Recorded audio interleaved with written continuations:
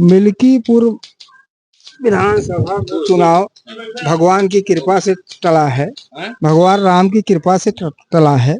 इसमें किसी का कोई दोष नहीं है। भगवान राम की कृपा से टला। जी जी जी। इसमें किसी का कोई दोष नहीं है। क्योंकि बाबा गोरखनाथ ने एक रिट दायर कर दी थी, उसी का बहाना लेकर योगी सरकार ने इसको टलवाने का प्रयास किया। बहाना? हाँ, बहाना। कोर्ट में तो पहले जब आप वकील हैं, कोर्ट का जो है आप भी कहीं न कहीं सहारा लेते हैं, वो अधिकारी आपके पास आते हैं, कोर्ट संबंधित कोर्ट में जो है आप अधिकारियों को लेकर जाते हैं। आप भाई छोटी कोर्ट का जो है सहारा लेते हैं, उप जिलाधिकारी और तहसीलदार, इन सब कोर्टों को आप देख रहे हैं। तो क्या आप नियम कानून कोर्ट को नहीं मानते हैं क्या? नियम कानून तो सभी मानते हैं। हाँ। नियम कानून को मानते होते तो योगी सरकार जो इस समय बिना किसी आदेश के सभी लोगों का घर गिरा दे रही है, तो नियम कानून से अपने आप ऊपर हो गई है। इस समय तो सरकार पूरे राजतंत्र सरकार कह रही है कि गुंडे, मवाली, माफिया जो भी हैं उनको बख्शेंगे हम नहीं। गुंडे हों या मवाली हों या माफिया हों, उसके लिए कोर्ट बना हुआ है। कोर्ट की बात कर रहे हो, कोर्ट बना हुआ है। उसको पकड़ें, गिरफ्तार करें, FIR करें, उसके ऊपर केस चलाएं, अपने एविडेंस को पुख्ता रूप से रखें जिससे वो जेल जाएं। ये नहीं कि उनको ठोक देने की राजनीति कहाँ है? ऐसा कहीं कानून में लिखा हो तो आप बता दीजिए या सरकार बता दे। मिल्कीपुर विधानसभा का जो चुनाव टला है, आप असली वजह क्या मानते हैं? असली वजह जो पेपरों में आ रही, हम लोगों को तो पता ही नहीं था रिट दायर है। असली वजह जो आ रही है, लोग कहते हैं, जो पेपर कहता है कि गोरखनाथ जी ने एक रिट दायर कर दिया था। उसी रिट के आधार पर चुनाव आयोग ने, चूंकि वो पक्षकार था, चुनाव आयोग ने मिल्कीपुर विधानसभा को घोषित नहीं किया। यही वजह है असली। 2.5 साल अवधेश प्रसाद जी विधायक इसी विधानसभा से थे, अब वो माननीय सांसद हो गए हैं। तो क्या 2.5 साल जब विधायक थे, जब उन्होंने रिट दायर की थी, तो क्या उन्होंने अपने मुकदमे की पैरवी नहीं की संबंधित न्यायालय में? देखिए, रिट दायर हो गई, दोनों पक्ष पैरवी कर रहे थे।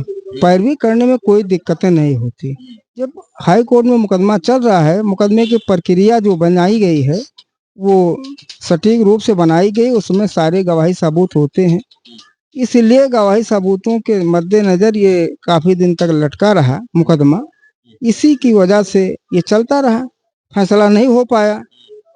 जब ये चुनाव की घोषणा हुई तो चुनाव आयोग पक्षकार था, इसलिए चुनाव आयोग ने ये मिल्कीपुर की विधानसभा की घोषणा नहीं की। याचिका दायरकर्ता अपनी याचिका वापस लेने गए और उनका आरोप है कि समाजवादी की नवनिर्वाचित सांसद 10 वकील भेज देते हैं संबंधित न्यायालय में कि भाई साहब वापस नहीं लेना है, हमको मुकदमा लड़ना है। तो ऐसा आरोप लगा रहे हैं कि समाजवादी पार्टी यहाँ उपचुनाव नहीं कराना चाहती है। समाजवादी यहाँ उपचुनाव तो कराना चाहती है। जैसे किसी के ऊपर कोई ब्लेम लगाया जाता है, आपने हमारे ऊपर ब्लेम लगाया और रिट दायर कर दिया। रिट दायर करने के बाद जब ये खाली हो गई सीट, वो सांसद हो गए, तो उनको बखूबी उस अपने रिट को पुख्ता यानी साक्ष्य सबूत से साबित करना चाहिए, न कि उसको वापस ले लें। वापस लेना था तो इन्होंने दायर ही क्यों किया? क्योंकि ये सोच कर वापस ले रहे हैं कि अब तो रिट हो गई है, हम चुनाव लड़ेंगे, इस बहाने वो वापस ले रहे हैं। अन्यथा इनको पहले ही वापस ले लेना चाहिए था। क्यों नहीं ले लिया जब वो सांसद हुए? तो ऐसी स्थिति में जो मिल्कीपुर विधानसभा का उपचुनाव है, अब ये पोस्टपोन होता नजर आ रहा है। इधर दीपोत्सव और धनतेरस नजदीक है। ऐसी स्थिति में मिल्कीपुर विधानसभा का उपचुनाव होने से रह गया। 9 विधानसभाओं में, उत्तर प्रदेश की 9 विधानसभाओं में उपचुनाव होना है। कब होगा मिल्कीपुर विधानसभा का उपचुनाव? देखिए, शेर जो है वो लाइनों में नहीं चलता। ये मिल्कीपुर का विधानसभा, यहाँ की सीट जो है बहुत शेर वाली है। कहने का मतलब अकेले, यहाँ तो सब अकेले, और ऐतिहासिक निर्णय भी आते हैं, ऐतिहासिक कार्य भी इस मिल्कीपुर में होते हैं। उसी का ये सब परिणाम है। अकेले जो है इस विधानसभा में अकेले लड़ा जाएगा, कौन सी दिक्कत है। अभी 5 तारीख है, मतलब ये सब 5 तारीख को ये कार्यक्रम संपन्न हो जाएंगे। फिर हाई कोर्ट मामला सब जुडिस है, वो जैसा समझेगा वो करेगा। तो जो मामला अभी याचिका दायरकर्ता जो थे वो तो अपना मुकदमा वापस लेने गए, तो ऐसा आरोप है कि समाजवादी पार्टी 10 वकील भेज देती है कि हम मुकदमा लड़ेंगे। समाजवादी पार्टी स्वयं जो है इस चुनाव को नहीं होने देना चाहती है, ऐसा आरोप लगाया जो है। देखिए, मुकदमा जब दायर होगा दूसरा पक्ष अपनी पैरवी विधिवत करेगा, जो संवैधानिक व्यवस्था है। हम भी होते, आप भी होते, सभी लोग होते, अपने अपने मुकदमे की पैरवी अपने ढंग से लोग करते हैं, अपने हिसाब से अधिवक्ता करते हैं। किसी को कोई रोक नहीं को 10 करे या 20 करे, ये आरोप बहुत अच्छा नहीं है। आपके अधिवक्तागण उत्तर प्रदेश के मुख्यमंत्री योगी आदित्यनाथ पर जो उनकी कार्रवाई है, कार्यशैली है, जीरो टॉलरेंस की जो उनकी नीति है, उस पर जो है सवालिया निशान खड़े कर रहे हैं और राम जाने ऐसा बोल रहे हैं कि राम जी की महिमा जो है अपरंपार है, ऐसा कुछ कह रहे हैं। तो क्या जो अयोध्या में दीपोत्सव है, क्या इस वजह से जो ये मिल्कीपुर विधानसभा का उपचुनाव टल रहा है? नहीं, ऐसा कुछ नहीं, दीपोत्सव की बात नहीं है। अगर दीपोत्सव हो रहा है, आचार संहिता लग जाती तो वहाँ पर एक दीपक जलता, जो दिव्य भव्य नव्य दीपोत्सव हो रहा था, प्रतिवर्ष 8वां दीपोत्सव होने जा रहा है।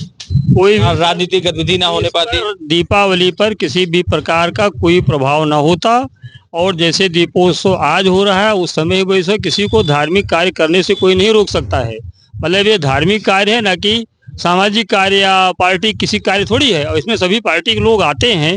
ये कहना गलत है कि क्या कहते हैं दीपोत्सव में एक दीपक जलता है, ऐसा कुछ नहीं है। सर अपनी प्रतिक्रिया 1 मिनट में दीजिए।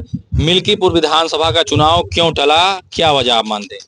हम वजह मानते हैं कि अगर जो अवधेश जी सांसद हो गए तो स्वतः अगर गोरखनाथ जी को पैरवी करना था, पैरवी करते। सेकंड राउंड के रनर प्रत्याशी थे, ये तो स्वतः ही विधायक हो जाते।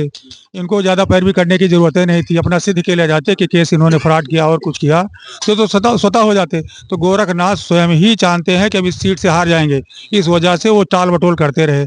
चूँकि 5 साल विधायक थे, यहाँ हमारे जितने सवर्ण भाई हैं उनके ऊपर बहुत सारे मुकदमे लिखाए फर्जी, और इनका कुछ इस तरह से कृत्य था इनके परिवार वालों का कि यहाँ की जनता जनार्दन इनसे काफी नाराज है। नहीं तो चारों सीट बीजेपी जीत गई, मिल्कीपुर क्यों हार गई भाई? जिस तरीके सभी पार्टियों ने अपने प्रत्याशी के नाम घोषणा कर दी, लेकिन बीजेपी ने अभी भी नहीं किया है। और 9 विधानसभाओं में उपचुनाव होना है, एक मिल्कीपुर विधानसभा है, कहीं न कहीं पूरे देश की निगाह इसी विधानसभा पे लगी हुई है। ऐसी स्थिति में अभी भी इस विधानसभा ने अपने प्रत्याशी के नाम घोषणा नहीं किए।